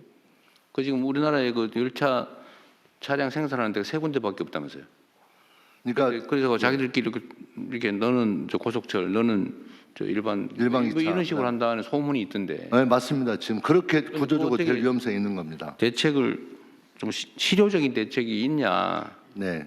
지금 무궁화호 이런 거는 차량 공급을 못 받아가지고 지금 거의 뭐 덜덜거리는 거 끌고 다닌다면서요. 그렇죠. 상당히 그 노후화된 기차를 운영해야 될 형편입니다. 부족하진 않아요. 그럼 노후화된 거라도 있으면 다행인데. 네, 현재까지는 그 부족하진 않은 상태. 가능한 거고요. 다만 어쨌든 빨리 교체하지 않으면 안 되기 때문에 그 점을 주안점에 두고 준비하고 있습니다. 그러니까 구체적으로 뭔지 나중에 빨리 보고는 한번 해주세요. 알겠습니다. 걱정돼서 그럽니다. 네. 몇 년씩이나 지연될 것 같아서. 예, 나오시죠. 예, 다른 의견이 있었으면 본 안건은 원안대로 접수하겠습니다. 다음은 경제적 제재 합리화 방안을 공정거래위원장께서 보고해 주시기 바랍니다. 예, 공정거래위원회 경제적 제재 합리화 방안에 대해 보고드리겠습니다. 먼저 추진 배경으로 공정거래와 관련된 법률 위반 시 현행 과징금 한도가 매우 낮은 편이어서 불공정 행위 억제하는 데 한계가 있는 상황이 아주 오랫동안 지속돼 왔던 현실입니다. 또한 조사 불응에 대한 현행 제재 수준도 미흡한 실정입니다. 이에 과징금 수준을 끌어올리고 조사 불응 시에 금전적 제재도 신설함으로써 법 위반 억제력을 확보하고자 합니다. 첫 번째, 과징금 상한을 선진국 수준으로 선진국 수준으로 높이고 부과체계를 전면 개편하겠습니다.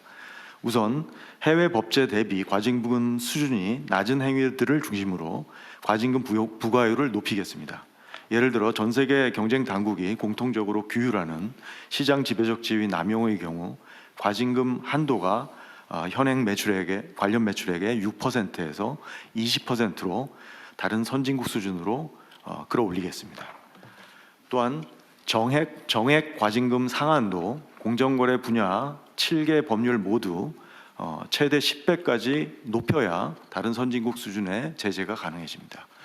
다음으로 반복적인 법 위반 기업에 대한 과징금 가중도 강화해야 합니다. 한 번만 반복해도 법 위반을 최대 50% 위반 횟수에 따라서 최대 100% 가중되도록 개선해야 선진국 표준에 맞는 제재가 가능합니다. 이와 함께 과징금 부과 체계도 전면 개편하겠습니다. EU, 독일 등과 같이 과징금 부과 시 기업 규모를 반영하는 방안을 포함해서 근본적인 개선 방안을 연구 용역과 함께 TF 논의를 거쳐 발표하겠습니다.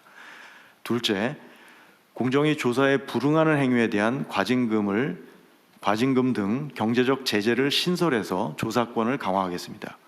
우선 피조사자 업체들이 공정위의 현장 조사, 자료 제출 요구 등에 응해야 하는 의무를 명확히 규정하고 공정위 조사에 불응하는 경우 과징금 및 이행 강제금을 현실적인 수준으로 부과하도록 하겠습니다.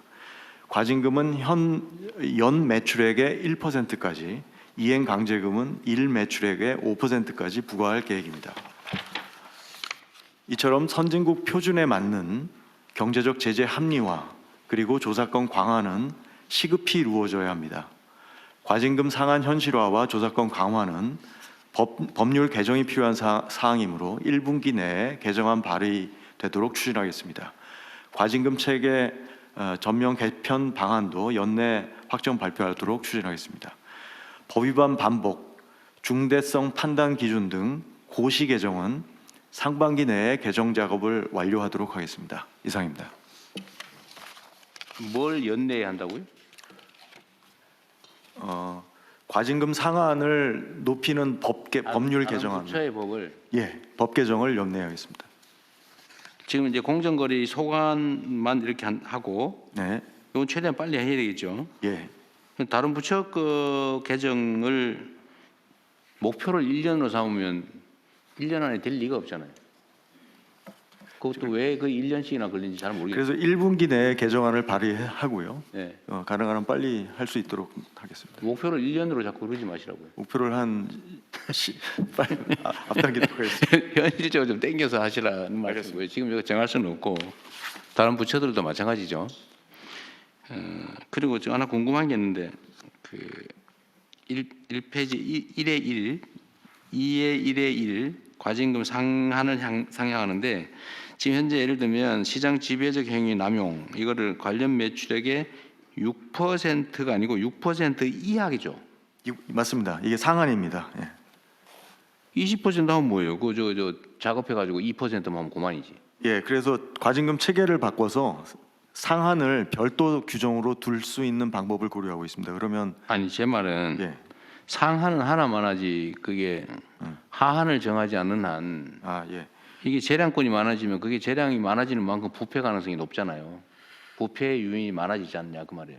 그러니까 적용을 상한에서 멀리하는 이유 중에 하나는 법률에 이 과징금 부과율 상한이 법률 상한이기도 합니다. 그래서 이 상한을 넘어가는 지금 이거를 이게 법률을 고치겠다는 거 아니에요? 맞습니다. 그러니까 6% 이하나 20% 이하나 해놓으면 누군가가 20% 할 수는 있긴 한데 이게 공정거래위 소관은 돈이 걸린 거라서 제가 그러잖아요. 돈이 막이라고. 그래서 고시 개정을 로비, 해서 압박 이런 거 어떻게 견딜 건데? 그래서 그 해가지고 막 하면 결국은 이 부패 원인이 된다 그 말이에요. 맞습니다. 이거 어떻게 그 대책은 뭐예요? 그래서 고시 개정을 해서 이게 중대성 판단할 때 중대할 경우 그리고 뭐 중간일 경우 경미할 경우 각각 이게 이제 정액이 아니고 비율이기 때문에 위반을 하면 기본적으로 그 금액으로 하고 이런 저런 사유가 있으면 깎아주는 걸로 이렇게 해야지. 그게 이제 일본식 방법인데요. 예. 그래서 지금은 이제 저희 안은 지금 뭐 중대할 때 10% 경미 10%에서 시작해서 이제 가중 사유 부과해서 올라갈 수는 근데 있는데 그거는 법에다 그렇게 정할 건 아니잖아요. 그건 고시입니다. 그래서 고시 개정 먼저 하려고 합니다. 현재 6% 범위 내에서 그러니까 법 개정 안 되면은 고시 개정을 해서라도 6%가 지금은 이제 3%부터 시작하는 경우가 많은데 더 높은 비율에서 시작할 그러니까 6% 범위 내에서 그렇습니다. 현재는. 예. 근데 너무 손방망이에요. 뭔 방망이라도. 동의합니다. 예. 그래서 공정거래위는 그런 비난을 많이 받잖아요. 그렇습니다. 힘센 데를 상대하니까 예. 조사도 제대로 안 하고 예. 시간 질질 끌어서 몇 년씩 걸리고 다른 기관은 조사도 못하게 막아놓고 예. 그리고 최종적으로 결과가 나와도 뭉기자 그래가지고 뭐 6% 해봐야 실제로 부과하는 건 3%부터 계속 깎아준다면서요. 예. 지금 이렇게 된다니까요. 지금 그렇게 하고 있는데 20%로 해놔봐야 그 우리 공정거래위원장께서는 의지가 있겠지만 그 땀만 먹은 사람이 하면 이해하니까 아예 너무 과하다 무슨 뭐 기업 보호 어쩌고 하면서 그냥 1%만 해버릴 수도 있고 그걸 막아야 된다고 말이죠. 예. 너무 쉽게 그냥 상한만 올리면 뭐하냐. 부패 여지만 커진다. 그러니까 하한을 두는 것도 저희가 고려는 해봤는데요. 근데 이제 이 법 위반을 하는 이제 작은 기업들도 있기 때문에 작은 기업은 매출이 작으니까 똑같잖아요. 정액이 아니니까 내가 하는 말이에요. 그럼에도 불구하고 이제 매출이 작더라도 아니 그러니까 그런 걸 좀 자세히 연구를 좀 하시자 그 말이죠. 이게 그렇습니다. 주로는 그 공룡 기업들 이 뭐 조그만한 회사가 이런 거 위반 잘 안 해요. 시장 지배적 지위를 가진 조그만한 기업이 어디 있어요?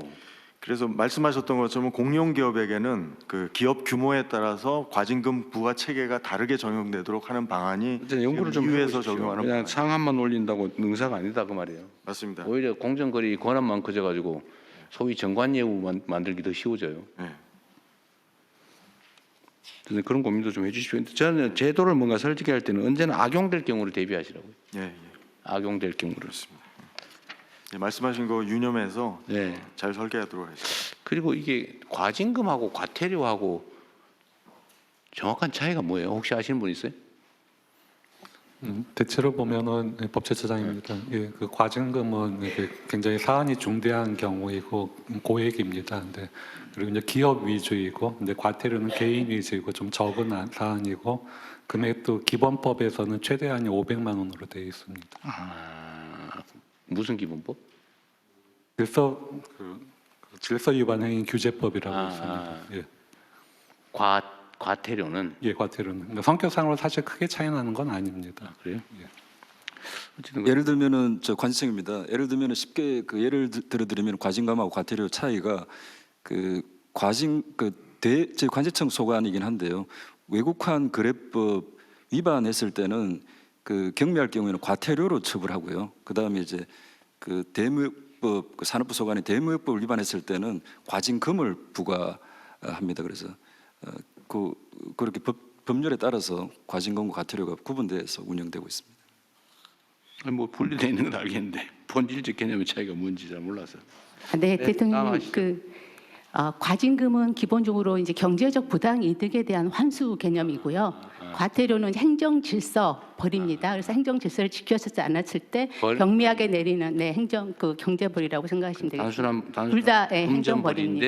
네. 이익을 환수한다. 네, 부당이득의 환수 개념이 이제 그게 과징금에 강하게 들어 있습니다.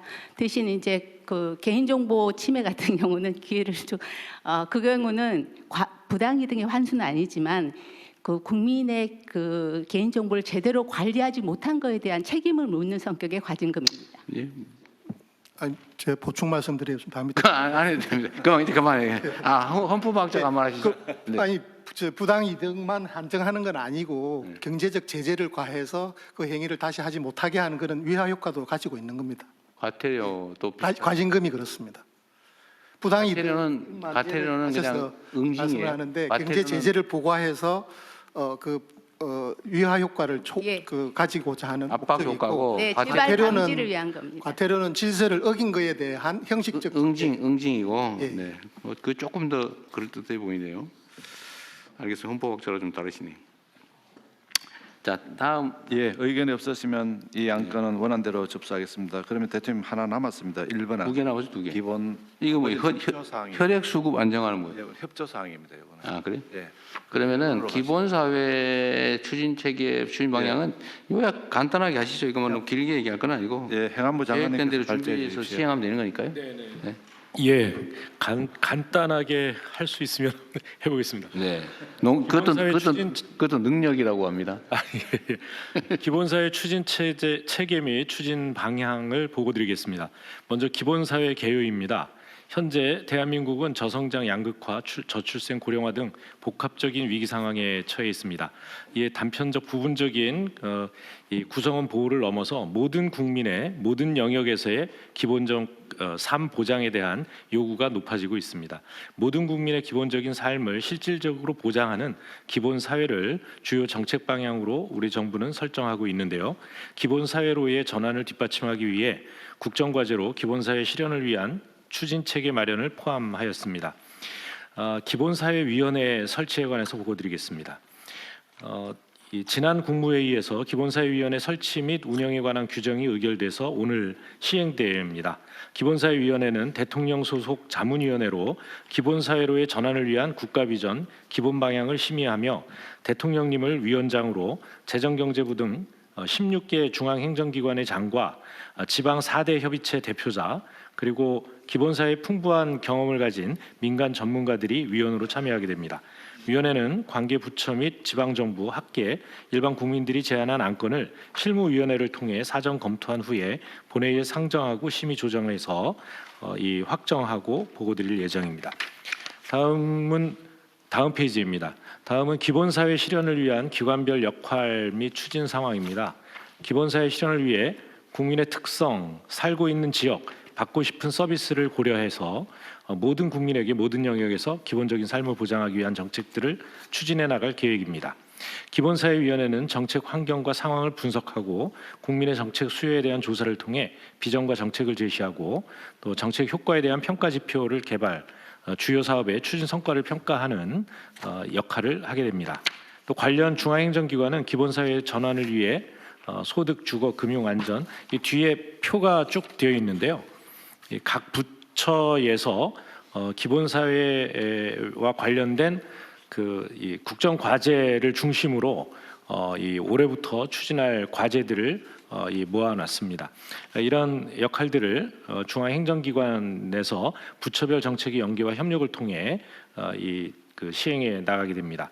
또 각 지방정부는 해당 지역 주민, 시민사회의 소통 그리고 지역 수요에 부합하는 사업을 추진하기 위해 이 다양한 소통 창구를 마련하고 우수 사례 벤치마킹을 통해 지역에 맞는 기본사회를 만들게 됩니다. 또한 여주 구양리 사례처럼 이 사회연대경제 조직을 활용해서 지역을 기반으로 정책 수행 과정에 적극적인 전달 체계를 만들도록 해 나갈 예정입니다. 이와 관련해서 부처 협조사항을 말씀드리겠습니다. 각 부처에서는 국민들께서 실생활의 변화를 체감할 수 있도록 기본적 삶의 수준에 대한 다양한 의견을 수렴하고 구체적 과제를 발굴해서 신속하고 적극적으로 추진해 주시기 바랍니다. 아울러 위원장이신 대통령님과 당연직 위원을 맡으신 장관님들의 기본사회에 대한 지속적인 참여와 협조를 요청드립니다. 이상입니다. 네, 각 부처별 말씀 듣기 전에 분야별 기본사회 주요 내용 표 있잖아요. 그거를 조금 페이지를 넘겨가면서 좀 보여드리고. 제가 그럼 그것도 간략하게 아니 그 설명해도 뭐 너무 많아서요. 복지, 주거, 금융 분야 그리고 보건 의료 분야.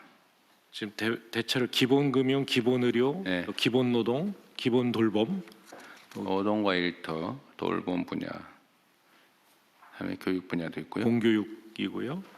기본 교통 및 기본 통신, 인공지능, AI 기본사회 기본계획입니다. 여가 문화에 관한 기본사회. 네네. 어쨌든 이런 정책 목표들을 가지고 있다는 것이고 이걸 세부적으로 다 설명하실 필요는 없을 것 같고요. 네. 각 부처에서 정한 대로 잘 추진하시기 바랍니다. 이건 이렇게까지 하고 넘어가죠. 네. 대통령님, 저 아까 지방 정부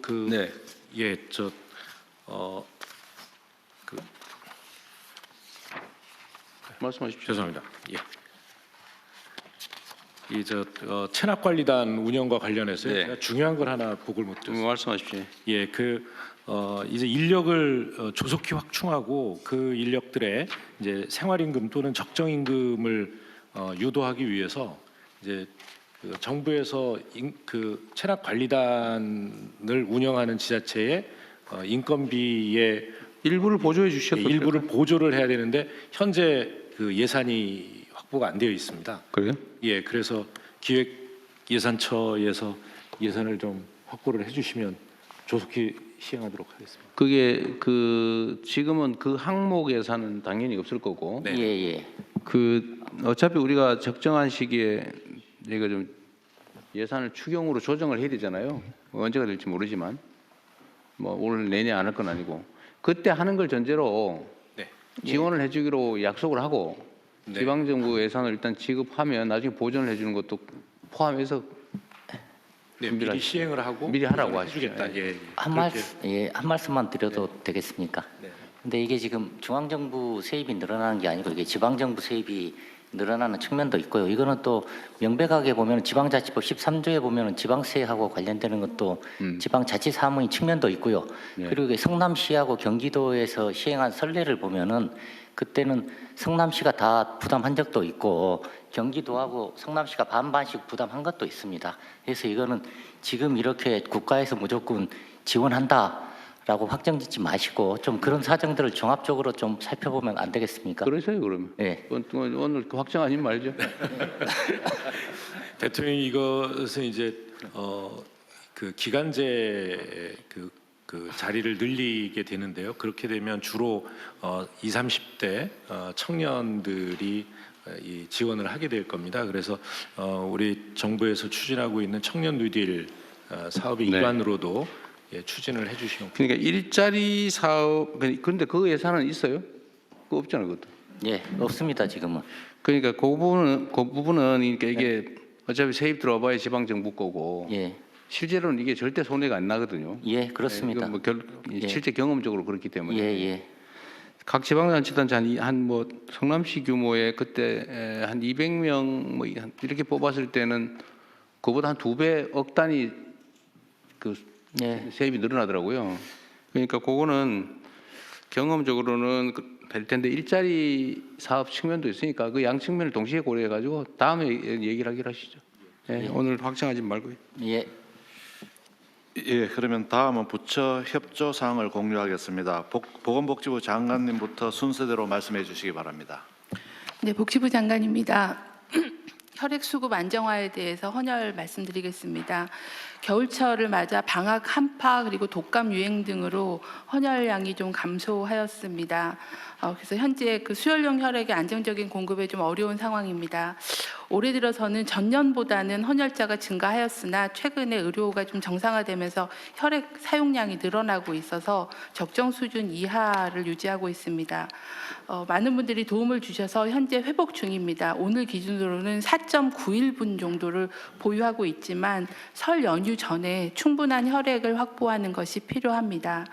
국민 여러분들께서는 가까운 헌혈의 집을 방문하셔서 헌혈에 참여해 주시기를 부탁을 드리고 각 부처청에서도 자율적으로 헌혈에 대해서 참여해 주시고 또 소속 산하기관 등에서도 헌혈에 참여할 수 있도록 안내를 해 주시기를 부탁을 드리겠습니다. 이상입니다.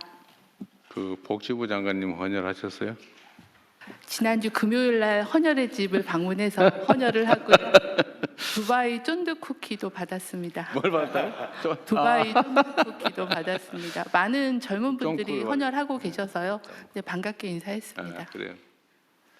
어쨌든 이 솔선수범하는 모습을 좀 보여줘야 될 텐데 그럼 연구를 한번 해보십시오. 네, 그 다음에 네, 산림청입니다. 범정부 봄철 산불 총력 대응에 대한 협조 사항 말씀드리겠습니다. 올해 1월 산불이 작년에 비해 야간 발생 비율이 높다는 특징이 있습니다. 대부분 그래요? 산불이 산림 밖에서 화재로 전이되어 있는 상황인데요. 작은 불씨가 산불로 이어지지 않도록 모든 국민들의 관심과 함께 관계 부처청과 지방정부가 절실한 상황입니다. 먼저 효과적인 산불 예방 감시를 위해서 농산촌 산불 주요 원인인 소각 산불을 좀 방지하고 지역 주민이 참여해서 산불을 감시할 수 있도록 협조를 요청드립니다. 각 부처청 소관 시설 주변에 산불 예방 노력 또한 필요합니다. 최근에 난 산불 중에는 주로 주택 또는 공장 그리고 최근에 난 산불에는 사찰에서도 산불이 야기됐기 때문에 각 부처청의 산불 예방 노력이 필요한 상황입니다. 진화 대피 관련해서도 협조 요청 부탁드리고요. 국방부나 소방청, 경찰청 등 관계 부처청에 그동안 많은 협조를 해주셨는데 앞으로도 계속 협조를 부탁드리고요. 안전하고 신속한 대피를 위해서는 산불 피해 위험이 높은 다중이용 시설의 대피 체계 구축과 함께 TV 자막 방송 및 긴급 재난 문자 송출, 교통 통제 등의 적극 협조 부탁드립니다. 마지막으로 국민 한 분 한 분이 산불 감시원이라는 생각으로 열심히 활동해 주시기를 부탁드리고요. 앞서 말씀드린 것처럼 많은 내용들이 산불 재난 위기 관리 표준 매뉴얼에 포함되어 있습니다. 각 부처청과 지방정부, 유관 공공기관에 이미 송부해 드렸습니다. 보다 자세한 내용은 매뉴얼을 확인해 주시고 널리 공유해 주시기 부탁드립니다. 산림청은 작년 봄철과 같은 아픔이 다시는 발생하지 않도록 혼신의 힘을 다해 산불 진화에 총력 대응하고 있습니다. 하지만 산림청 혼자만의 노력으로는 부족한 것이 현실입니다. 모든 중앙행정기관과 지방정부 등 관계기관 또한 예방부터 진화, 대피에 이르기까지 산불 대응 전 과정에 적극 동참해 주시길 다시 한번 간곡히 요청드립니다. 감사합니다. 요새 야간 진압 가능한 헬기를 도입했다고요?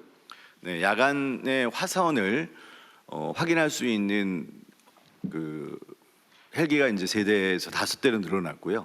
뭐 옛날에도 있었어요? 네, 있었습니다. 근데 이제 야간에 전에는 야간에 헬기도 화재 진압 안 하는 것 같은데. 네, 못했습니다. 야간에는 못했는데요. 그게 야간에 도입을 거의- 해놓고 안 썼다는 거예요?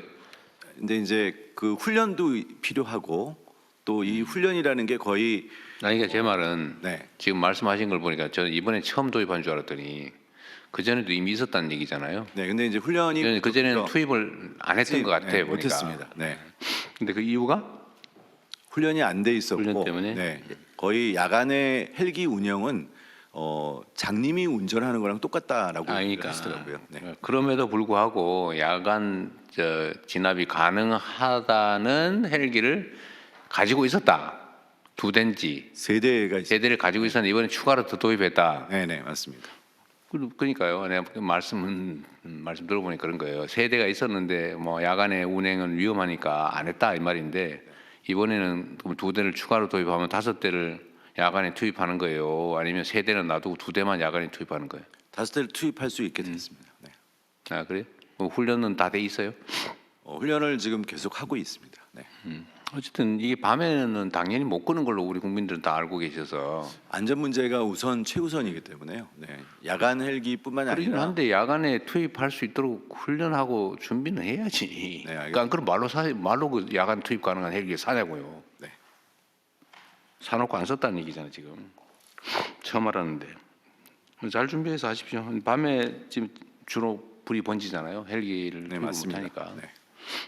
잘 준비해서 안전하게 잘 야간 진압도 많이 활성화하십시오. 네, 혼실의 힘을 다하겠습니다. 네. 자 그다음에 네, 문체부 보고 드리겠습니다. 2026 동계올림픽이 2월 6일부터 22일까지, 패럴림픽은 3월 6일부터 15일까지 이탈리아 밀라노와 코르티나 일원에서 열립니다. 우리 선수단은 올림픽 6개 종목 130명, 패럴림픽 5개 종목 47명이 참가합니다. 안전한 대회 참가를 위해 외교부, 대테러센터, 국정원, 질병관리청 등 관계기관과 함께 선수단의 출입국과 체류, 방역에 걸친 대회 전 과정을 대비했습니다. 또한 국가 상징 오류나 오심, 선수 부상과 같은 위기 상황에 대응할 사전 매뉴얼도 마련했습니다. 대회 기간에는 현지에서 종합 상황실을 가동하고 분산 개최되는 대회의 특성을 감안해서 3개 지역에서 급식 지원 센터를 운영할 예정입니다. 또 밀라노 시내에 코리아 하우스를 설치해서 한국의 K컬처와 관광을 알리고 국제 스포츠 외교 활동을 전개할 예정입니다. 밀라노 동계올림픽과 패럴림픽에 국무위원 여러분들의 각별한 관심을 부탁드립니다. 특히 외교부, 대테러센터, 국정원의 긴밀한 협조를 부탁드립니다. 국민 여러분들께서도 선수들의 열정과 도전에 뜨거운 관심과 응원을 보내주시기를 부탁드립니다. 감사합니다. 여기 누가 응원하러 가요? 네, 저는 개막식 때 가서 챙기고. 장관님이? 네. 근데 요새 이 올림픽은 과거에는 그래도 뭐 국민들이 관심도 있으시고 중계도 좀 하고 뭐 그랬는데 요새는 하나도 모르는 상황 비슷해요. 왜 그랬을까요? 왜 그래 됐을까? 관심이 많습니다. 많도록 할 거고요. 지금 선수들 그동안 정말 땀 흘리면서 열심히 연습했고 기량을 닦았습니다. 그래서 부상 없이 최선의 컨디션으로 좋은 성적. 그러니까 뭐 선수들은 열심히 할 텐데 우리 국내의 관심이 과거에 비해서 많이 떨어진 것 같아서 드리는 말씀입니다. 뭔가 좀 대통령님, 그것은 국민 소득이 올라가면은 좀 관심이 그런 그러세요? 스포츠에서 좀 특히 올림픽 같은 데서 멀어지는 경향이 있습니다. 예를 그래요? 들어서 오스트리아의 경우 동계올림픽 유치를 하려고 다 해놨는데 국민들이 반대해서 안 한 경우도 있었습니다. 그래요? 비슷한 일례로 패럴림픽 같은 경우는 저희가 예전에 선수층도 두껍고 성적도 좋았습니다. 근데 요즘 선수층이 얇아지고 성적도 그렇게 뭐 예전만큼 높지는 않습니다. 일반적 관심이 떨어지고 있는 모양이군요. 그 가장 큰 이유가 장애인 수가 줄어들고 있는 부분도 있습니다. 그래서 네, 장애인 뭐 패럴림픽이 그렇다 치고 일반 올림픽 경기도 어쨌든 관심도나 아니면 이런 많이 떨어지는 것 같아서 그게 소득 수준하고 관계가 있군요. 어쨌든 그렇더라도 어쨌든 국가를 대표해서 선수들이 출전을 하고 그러면 좀 붐업을 조금은 해야 될 것 같은데. 네, 그렇게 해야 될 것 같습니다. 뭐 광고를 좀 하시든지 아니면 뭐 이벤트를 좀 하시든지. 제가 태릉에 있는 선수촌에 가보려고 얼마 전에 했더니 이미 다 이태리 가버렸다고 그러대요. 거의 대부분 떠나버렸다고. 예, 떠난 선수 있고 아직 남아 있는 선수도 있는데요. 지금은 얼마 전에 이제 그 출정식을 했었거든요. 네. 저는 다녀왔습니다. 이거 제가 저번 주인가 저번 주 한번 가볼까 했더니 이미 대부분 떠났다고. 돌아오면 격려 돌아올 것 같습니다. 대통령님 저 패럴림픽은 좀 늦게 가기 때문에요. 네, 장애인들 한번 격려해 주실까요? 뭐 검토 한번 해보죠. 3월 달이군요. 그 얘기 나온 김에 이번에 기사에서 봤는데 어디 사우디인가 어딘가가 무슨 올림픽을 못 하니까 뭐 딴 데서 개최하자 뭐 그 얘기 뭐예요?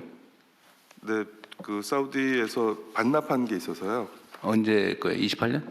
네, 28년요. 28년 이제 하계 올림픽인 거죠? 하계 올림 동계 올림픽이에요? 네, 사우디에서 사우디에서 동계 올림픽을 하려고 그랬어요? 네, 네. 동계 올림픽인데 제가 지금 기억하기로는 그래서 시설이나 이게 안 돼서 결국 동계 올림픽을 개최할 수 있는 나라는 한정적이거든요. 그래서 이제 저희 베이징하고 네, 저희 쪽 한국하고. 연락이 오고 의사가 있는지를 타진하고 뭐 이런. 그래서 어떻게 됐어요?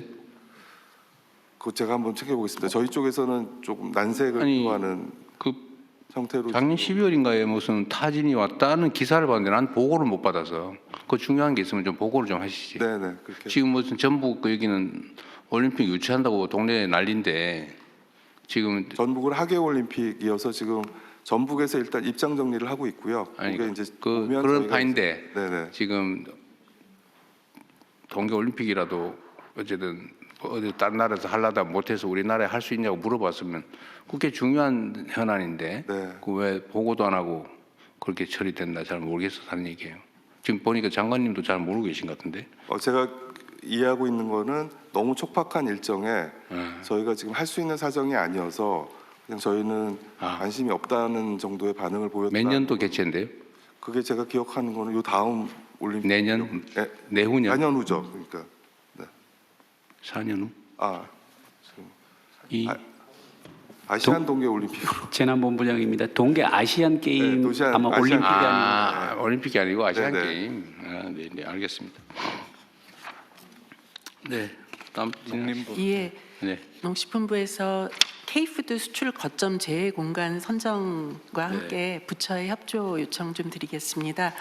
저희가 그 K푸드 수출 거점 제외 공간 선정한다고 그 공간들의 공문을 좀 보냈더니 공간들에서 43개 공간을 신청을 해주셨어요. 그래서 그래요? 예, 적극적으로 협조를 해주셔서 감사드리고 외교부에서도 잘 도와주셔서 그 시장의 특성하고 공간 전문성 고려해서 30개소 선정을 하였습니다. 그래서 앞으로 이 30개소 제외 공간 중심으로 해서 민간 협의체도 구성을 할 것이고 우리 기업들이 수출하는데 각종 지원과 함께 현지에서 마케팅에도 우리 제외 공간들이 중점적으로 참여할 수 있도록 그렇게 하려고 합니다. 그래서 그 부처별로 좀 도와주셔야 하는 게 특히 외교부 장관이 많이 도와주셔야 되는데 공간 내에 K푸드 담당관 임무를 부여할 필요가 있습니다. 누가 담당하는지가 명확해야 할 것이거든요. 그런데 저희 농무관이 6개소밖에 없기 때문에 좀 다른 부처에서 나간 그 분들이 담당관 역할을 좀 해주실 필요도 있기 때문에 이 부분 좀 도와주시면 좋겠고 K푸드 홍보를 K푸드 단독으로 하는 것보다는 사실은 우리 문화, 뷰티, 패션 다 같이 하는 게 좋습니다. 그래서 제가 듣기로는 싱가포르 대사관에서 처음으로 K-라운지라는 형태로 우리 K푸드 홍보할 수 있는 그 장소를 이번 주에 연다고 합니다. 그래서 다른 공간에도 좀 이런 사례를 알리도록 하겠습니다. 그리고 우리 수출 기업들이 그 짝퉁 상품 때문에 굉장히 고민을 많이 하거든요. 그래서 앞으로는 지재권을 그 나라에 출원하고 등록하는 거 그리고 또 위법범이 발생했을 때 단속을 강화하는 것도 우리 제휴공간에서 협조를 적극적으로 해주시기를 요청을 드리겠습니다. 네, 이상입니다. 이게 이제 인력을 각 분야별로 다 충원하는 것은 너무 조직이 방만해질 가능성이 있고 지금 K푸드뿐만 아니라 뭐 화장품도 해야 되고 K뷰티도 해야 되고 예를 들면 자동차도 팔아야 되고 문화 수출도 해야 되고 하자면 엄청나게 많은데 그거는 일종의 종합상사 관리하듯이 해야지 특정 분야별로 이렇게 하면 인력이 너무 많아져서 안 될 것 같아요.